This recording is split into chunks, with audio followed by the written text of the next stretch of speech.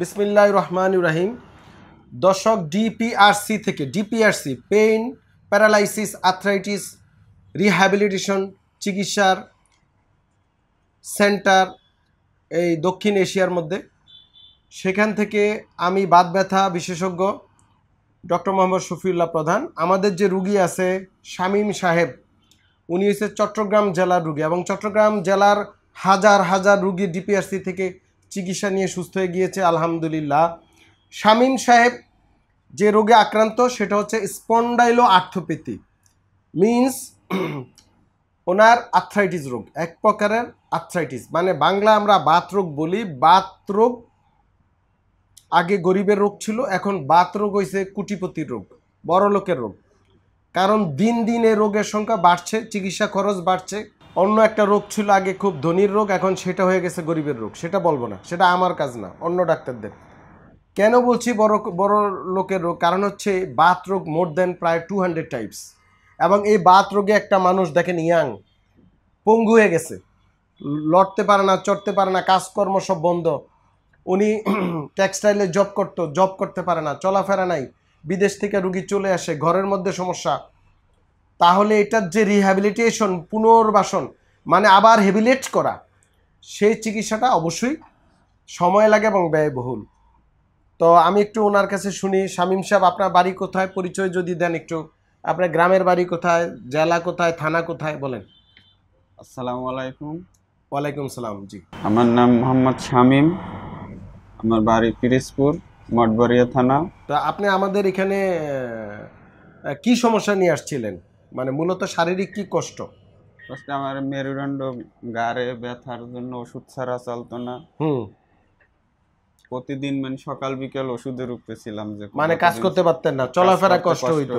আমি আপনাকে একটু সহজ করি, আমরা লিখে রাখছি আপনার কোমর ব্যথা, পিঠ ব্যথা, মাংসপেশি ব্যথা, ঘাড় ব্যথা, হাঁটা চলাফেরা কষ্ট হইতো, চলাফেরা করতে মানে মুভমেন্টে কষ্ট হইতো। তো আমাদের ডিপিআরসিতে আপনি কতদিন? আজকে 10 দিন স্যার। 10 দিন। আমরা এখানে বিভিন্ন মেশিনে চিকিৎসা দিচ্ছি, জি বিভিন্ন ব্যায়াম করাইছি কিনা? জি। অনেকে এটারে থেরাপি বলে, এটা কিন্তু থেরাপি না দর্শক। থেরাপি মানে ডিপিআরসিতে যে চিকিৎসা হয় সেটা না। থেরাপি এটা একটা বাংলাদেশে ম্যাল প্র্যাকটিস হচ্ছে, ভুলভাবে ব্যবহার হচ্ছে। যেমন ক্যান্সার রোগী করে দেওয়া হয় chemotherapy, radiotherapy.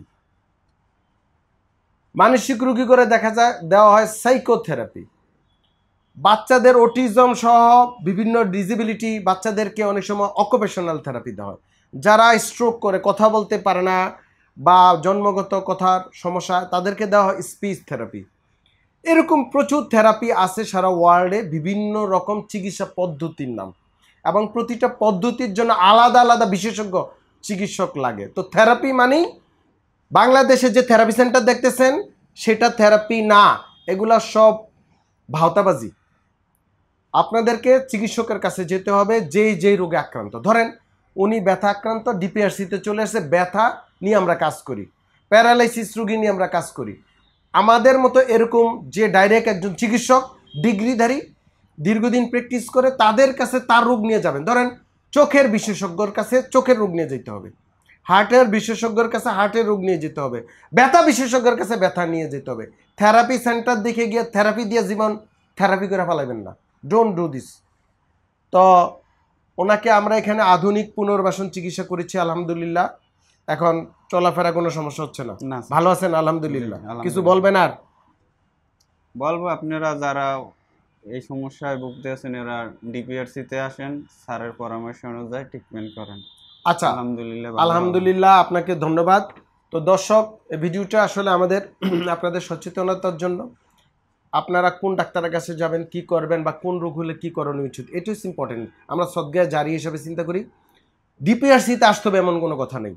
We don't invite you here. আপনার যেটা সুবিধা হয়, আপনি ধরেন ওই যে বিভিন্ন থেরাপি দোকান দেখা সেন্টারে গিয়ে থেরাপি দিয়ে আপনাদের জীবন নষ্ট করে দিতেছেন, এটা করবেন না। আপনি বুঝে শুনে চিকিৎসকের শরণাপন্ন হবে, চিকিৎসকের কাছ থেকে রোগ নির্ণয় করবেন। আমরা যেমন ওনাকে বুঝাইছি যে কী রোগে আক্রান্ত, তারপরে চিকিৎসা দিচ্ছি। এইভাবে আপনাকে চিকিৎসাটা করতে হবে। আর এক ডাক্তারের চিকিৎসা ব্যবস্থা আরেক ডাক্তারের সাথে কোনো মিল হবে না, এক জায়গার চিকিৎসা ব্যবস্থা আরেক জায়গায় মিল হবে না। কিছু বেসিক প্রটোকল আছে, কিন্তু এটাকে বলে হাতযশ। তা হাতযশ ভিন্ন হবে। সবাই ভালো থাকবেন। আসসালামু আলাইকুম রহমতুল্লাহ বারাকাত। ডিপিআরসি লিমিটেড, আস্থা, বিশ্বাস ও নির্ভরতায় অবিচল।